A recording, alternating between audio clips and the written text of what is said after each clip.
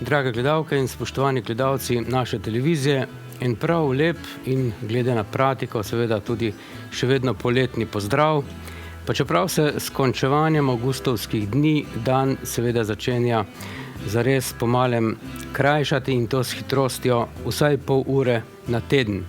No, tema pa tako očitno dobiva in prevzema pobudo na severnem delu naše poloble. Bodisi astrološko, ko narava navidezno pošilja sonce dol na jug, dan pa se umika tja proti jesenskemu enakonočju, bodisi da ta del naše evropske poloble doživlja eno tako, bi rekli, nepričakovano družbeno temačno obdobje, ki zna biti seveda usodno tudi za obstoj evropskega imperija. Pa naj gre za reševanje finančne krize v Grčiji, ki predstavlja kakopak tudi preizkusni kamen za Evropo samo, kot tudi za evro kot evropsko valuto, ali pa gre za tale, bi rekli, kaotičen naval beguncev iz vzhoda in juga, ki osvajajo Evropo in skozi vse luknje takole stihijsko vdirajo v za njih tuj, za nas pa seveda domač življenjski prostor, pri čemer se jim to zdi celo samo po sebi umevno. No, kar se tiče tega aktualnega in seveda ne delajmo si utvar, gotovo tudi nepredvidljivo konfliktnega preseljevanja narodov, ki sistematično, da ne rečem organizirano, prihajajo s čolni iz arabskega sveta v Italijo in Grčijo, ter zdaj seveda s hitrostjo 3000 primerkov na dan tudi v Makedonijo, pa lahko vsaj glede na njihove izjave po vsem tem upamo, da Slovenija za te begunce ni dovolj zanimiva in ni dovolj razvita država, saj si izbirajo na nek arogantni način, kot smo slišali, tisti svoj želeni potrošniški standard, ti ljudje bolj v enih razvitejših deželah Evrope. No in pri vsem tem se človek seveda takole resno lahko vpraša, kako to, da ti ljudje ne gredo v drugo smer kot pa Evropo, da se ne borijo za svojo lastno svobodo v svoji domovini, in če že bežijo pred terorjem svoje lastne vere, zakaj ne bežijo v bogato Saudsko Arabijo in v Kuvajt denimo, saj je to seveda bližje kot pa je Evropa in tudi za isti kulturni prostor in vrednostni sistem gre. No, najverjetneje bi jih tam njihovi bratje muslimani poterali, si mislim. Predvsem pa je seveda pomembno, da Evropska unija in znotraj nje tudi Slovenija to invazijo beguncev obravnava realno, brez vsake hipokrizije in skladno z možnostmi in jo seveda tudi časovno nujno omeji, ter aktivnosti usmeri v sam izvor problema, to je v urejanje razmer v Siriji in v Iraku, pa tudi Afganistanu. No, ta zalogaj bo očitno nujen, ampak če so ga Amerikanci znali zakuhati, ga bodo pa seveda tudi znali rešiti. Če hočejo, lahko nehajo prodajati orožje islamistom in če hočejo, tudi Amerika lahko kaj hitro odpihne ta, bi rekli, nadvse brutalni in sramotni islamski režim.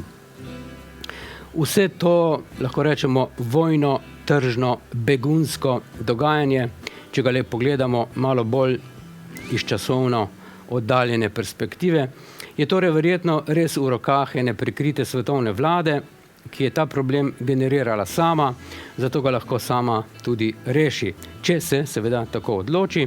No, razen seveda, če ni bistvo vsega tega scenarija res v prevelikem številu prebivalstva na našem planetu, kot se je v nekem intervjuju očitno malo zareklo enemu izmed domnevnih izbrancev svetovne elite, Billu Gatesu. Nemara se bo na to temo še to jesen videlo, če se bo sploh kaj videlo. Trenutno pa je tako, da se begunsko osvajanje liberalno zaenkrat še dokaj trpežne Evrope nadaljuje, šengenske meje očitno ne funkcionirajo, zato Evropska unija zaradi te, bi rekli, begunske okupacije poka po svojih vrednostnih šivih. In predvsem to zna biti seveda eksplozivno, če se le malo spomnimo bližnje nemške zgodovine iz druge svetovne vojne. Amerika, ki je humanitarno sesula vse bližnje, res da nedemokratične in totalitarne severnoafriške in azijske režime, iz katerih zdaj prihajajo azilanti. Režime torej, ki so bili prej del neuvrščenih držav in so potem raje kot od Amerike kupovali orožje od Rusije. No, ta Amerika pa zdaj iz druge strani Atlantika gleda in ocenjuje vse te razmere in prav fino bi rekli kalkulira, kdaj bo šlo dokončno v promet vse tisto njihovo zastarelo orožje, ki ga imajo na lagerju in ki ga seveda dokazljivo prodajajo islamistom in raznim drugim skupinam, ki tam južno od Turčije med Sirijo in Irakom zločinsko režejo glave ljudem, barbarsko minirajo zgodovinsko neprecenljive arhitekturne objekte, premične artefakte pa seveda nemuslimansko prodajajo prekupčevalcem iz Zahoda.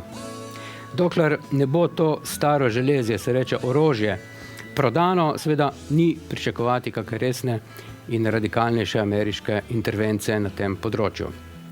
Do takrat pa se bo seveda begunski problem špekulativno še naprej raztegoval v Evropo, kjer pa bo visokooktanska konfliktnost tega begunskega pojava eksplodirala takoj, ko se bo enkrat konzumirala vsa evropska solidarnost, človekoljubnost, altruizem in pa seveda eno vobče potrpljenje, saj bodo begunci kmalu zahtevali tudi svoj kos družbene ponudbe. Bodimo realni in si ne delajmo nobenih utvar. Ko bodo begunski centri polni in ko bo konkretna potrpežljivost vseh deležnikov prebila svojo zgornjo mejo, bodo razne trenutne madžarske ograje in drezdenski požigi azilantskih kapacitet zgolj en prijetni, maltene humorni intermezzo v primerjavi z neizbežno, končno, morda tako bolj holokaustično, neobvladljivo reakcijo. Now here's Lynn Anderson. I beg your pardon. I never promised you a rose garden along with the sunshine. There's gotta be a little rain sometime.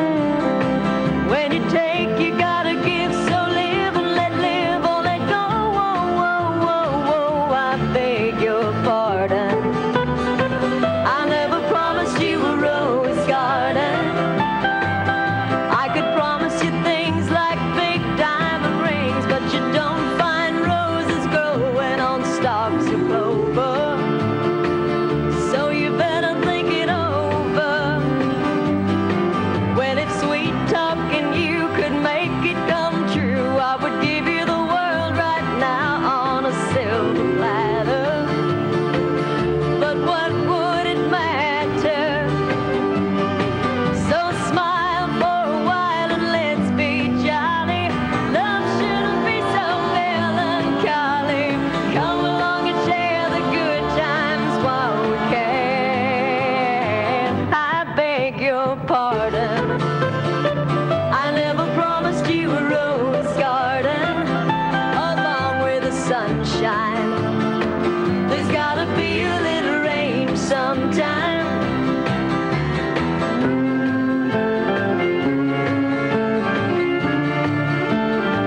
I beg your pardon.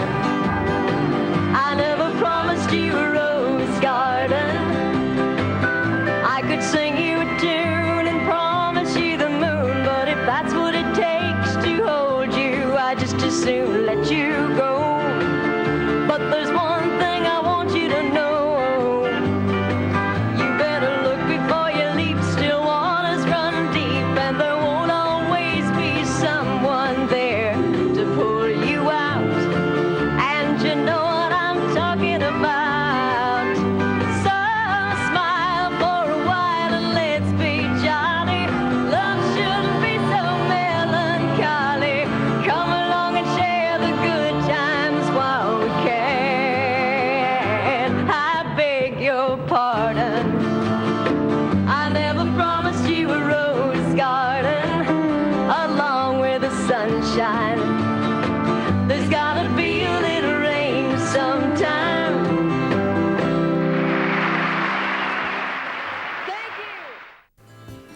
No, takole je to, če konvoj beguncev pričakujejo park z vrtnicami tule v Evropi, park, o katerem je pela pred kratkim pokojna ameriška pevka Lynn Anderson, potem pa namesto cvetličarne najdejo bolj ali manj špičasto trnje. No, kakorkoli si že bodi s tem begunskim problemom, Kanada, in vsem tem trnjem bomo videli kmalu tudi mi.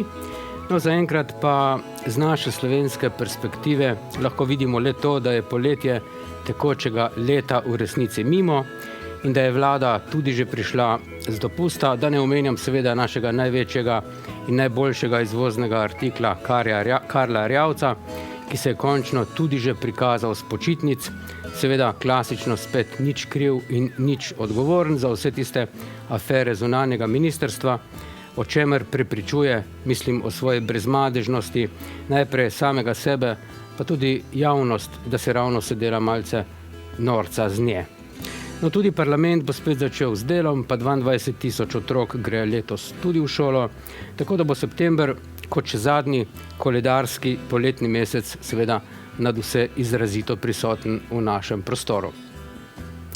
Bolj kot Erjavec pa je pri vsem tem operativna in bolj kot Erjavec je pri vsem tem dosledna narava, saj v deželo že prihaja barvita jesen, ki vedno naplavi kake na novo pofarbane domače afere, ki se praviloma, rekli bi, da bolj za vsakdanje futranje ljudstva kot pa zares, redno obelodanjajo in to šele potem, ko je že vsega konec, ko je nepopravljiva škoda že narejena, ko je proračunski denar namerno koruptivno že zaflečkan, ko akterji že zamenjajo direktorske stolčke in je zdravje ljudi seveda že usodno ogroženo.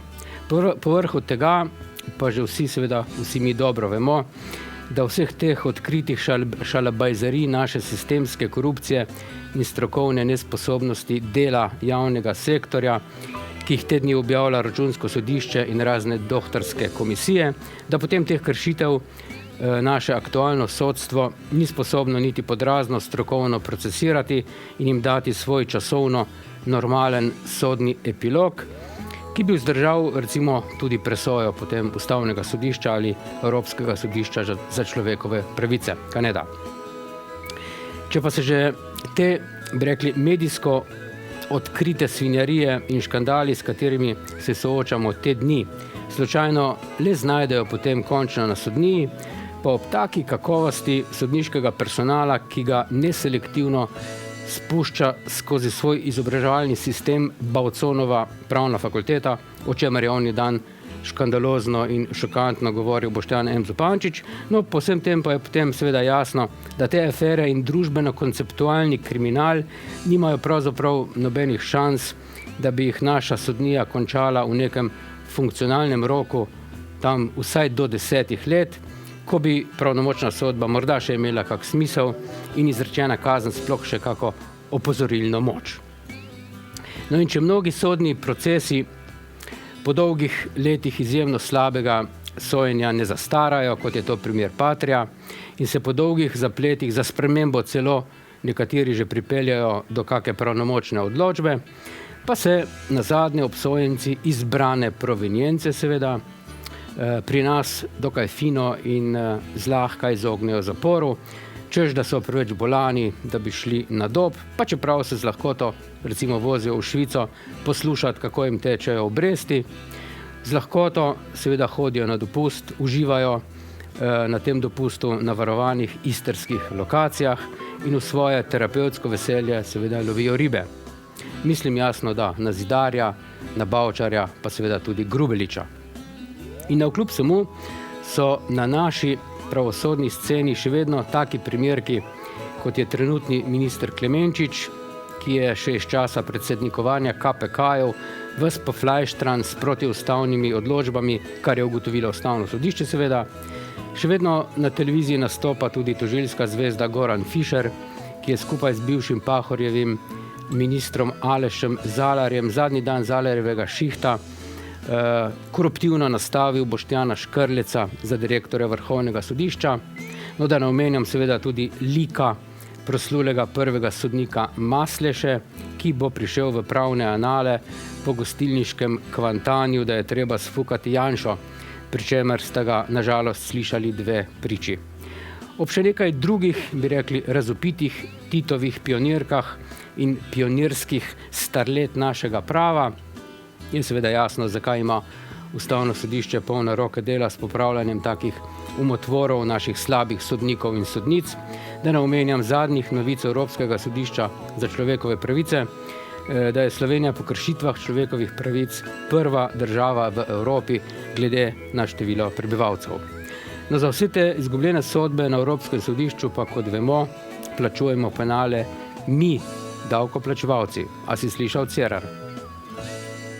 No, dejstvo je, da se nam stvari očitno dogajajo hitreje, kot smo jih sposobni obvladati, in glede na vse te afere, ki jih v zadnjem času naplavlja amaterska diplomacija pod Erjavčevim amaterskim vodstvom, pa upoštevajoč katastrofo na nevrološki kliniki in na otroški srčni kirurgiji, da ne omenjam v štartu porazne in petrigarske investicije Teš 6, ki nam jo je nakopal nam vsem napuklo šaleški lobi.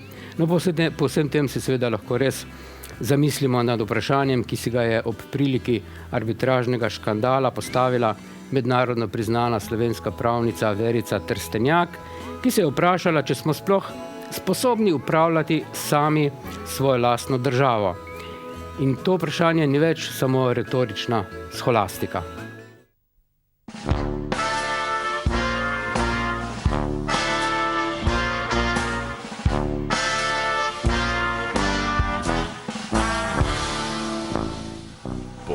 Kad noću idem pripit kući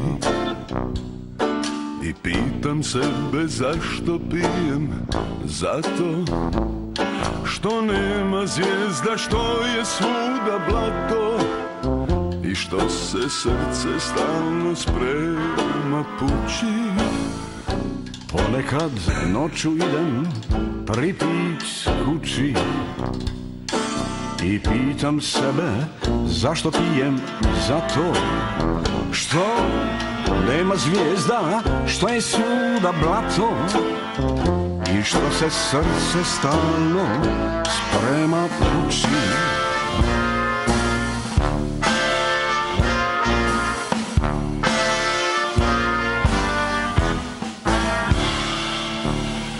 Ohnasti krčak crnog vina nali do vrha čaše dve, život se šali, kopa nam rupu iza tuđeg plota, kopa nam rupu iza tuđeg plota.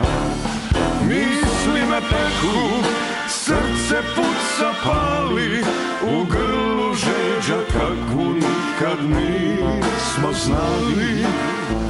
Za jednom kapi čistoga života, za jednom kapi čistoga života.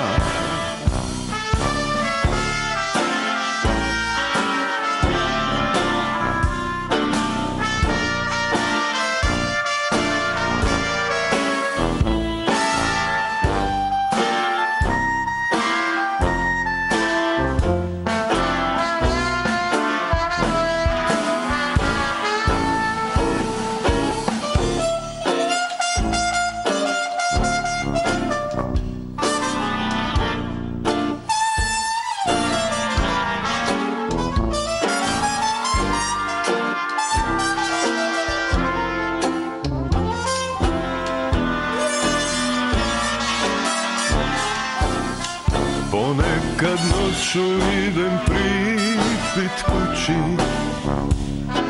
i pitam sebe zašto pijem, zato što nema zvijezda, što je svuda blato i što se srce stalno sprema pući.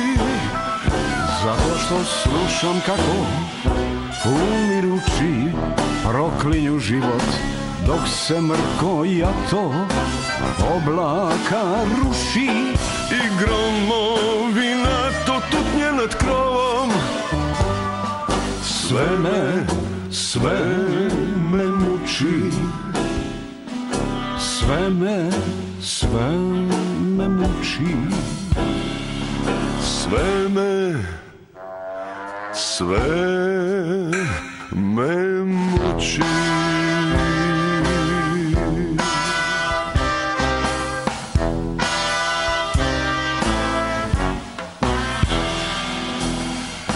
Nas pikrčak crnog vina nali, do vrha čaše dve, život se šali. Kopa nam rupu iza tuđeg plota, kopa nam rupu iza tuđeg plota. Misli me peku, srce puca pali, u grlu žeđa kakvu nikad prije nismo znali. Za jednom kapi čistoga života, za jednom kapi čistoga života, za jednom kapi čistoga života, za jednom kapi čistoga života.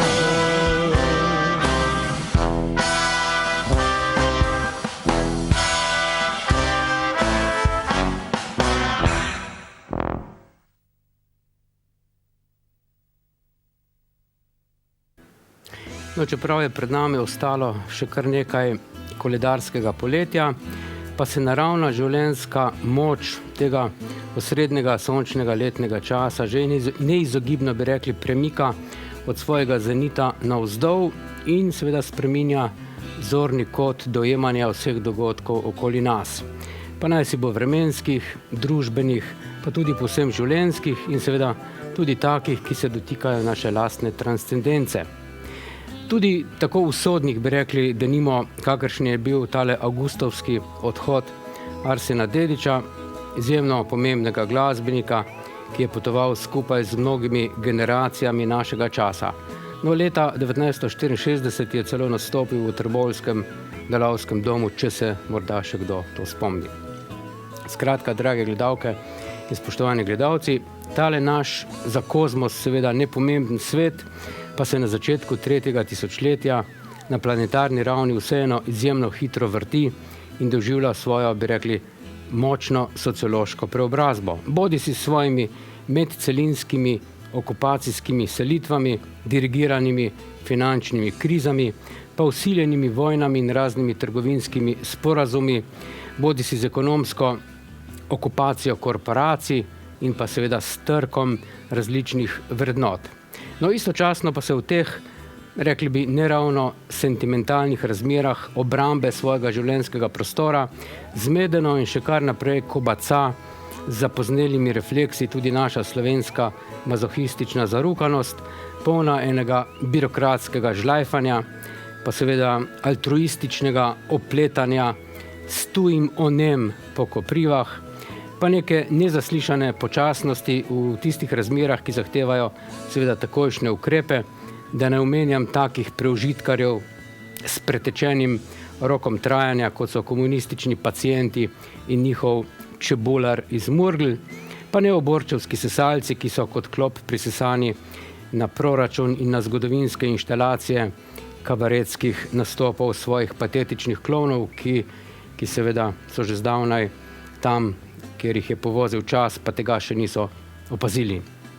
No, medtem, ko kitajska borza trese svetovne finančne temelje in ko se vsi previdno pripravljajo na eno možno novo finančno krizo, pa nam v tej naši, rekli bi, neznosno slabo vodeni Sloveniji izredno dobro uspeva izganjanje tujih investitorjev, ki jih sicer naše brezposelno volilno telo čaka kot Sahara vode.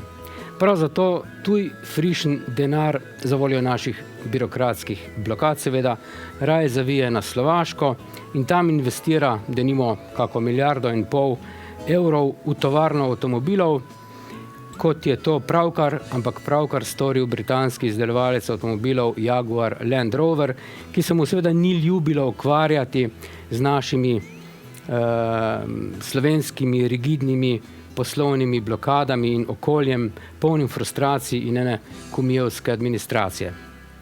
No, pa ne le to, da naša plesniva birokracija s podporo še bolj plesnive murgelske zavrealne politike odganja tuje naložbe.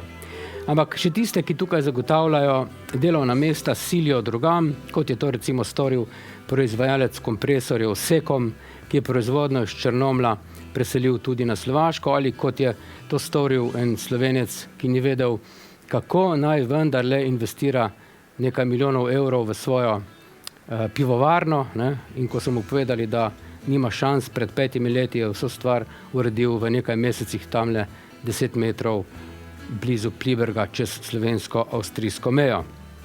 No in vse to, kar naprej gledamo in vse to se kar naprej dogaja in nihče ničesar učinkovitega ne stori.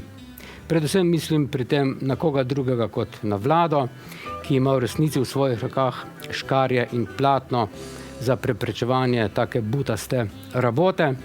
Pa čeprav se, to je treba priznati, Miro Cerar sooča pri pomembnih odločitvah tudi z dejstvom, ki se mu reče do amena nezanesljiv blefer rjavec, ki o sebi še vedno govori v tretji osebi jednine, pa z dejstvom, ki se mu reče en navaden bojkot tudi prav tako nezanesljivih ministrov komunajzerske Židanove stranke, ki kar naenkrat kolektivno manjkajo, takrat, ko je seveda treba prevzeti odgovornost za kakšne pomembne vladne ukrepe. Nikjer jih ni, kar zbežijo kot taki begunci, preostanek vlade pa potem sam rešuje problem izbire novega arbitražnega sodnika, denimo.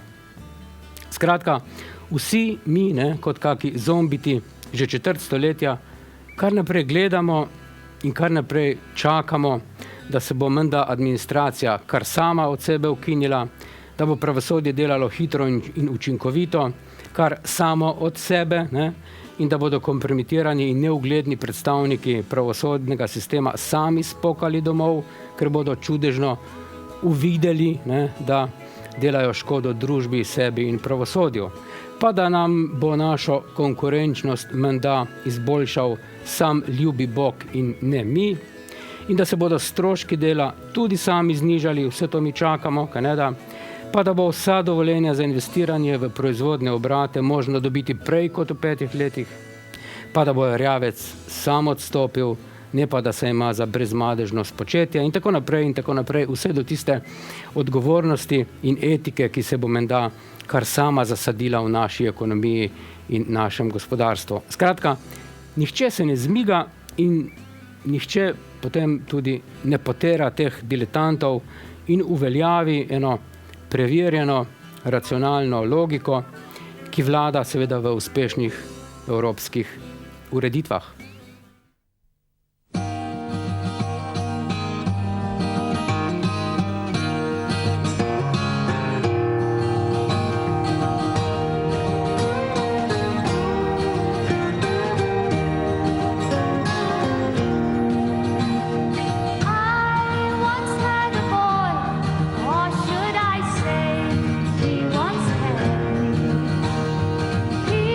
Showed me his role.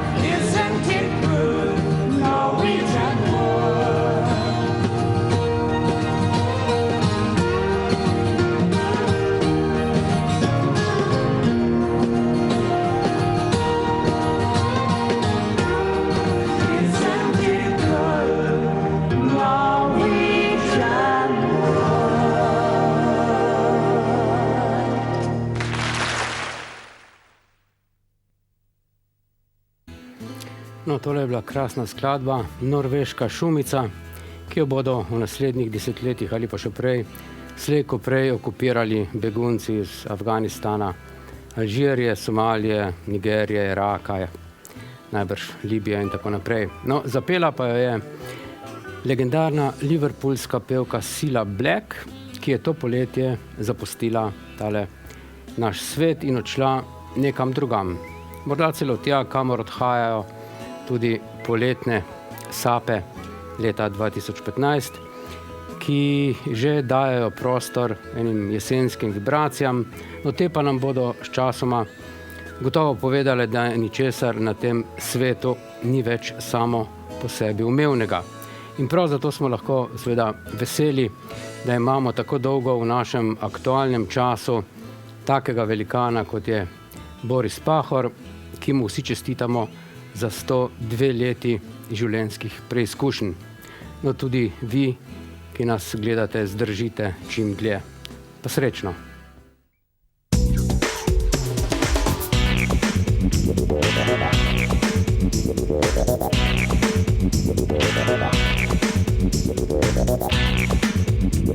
Thank you.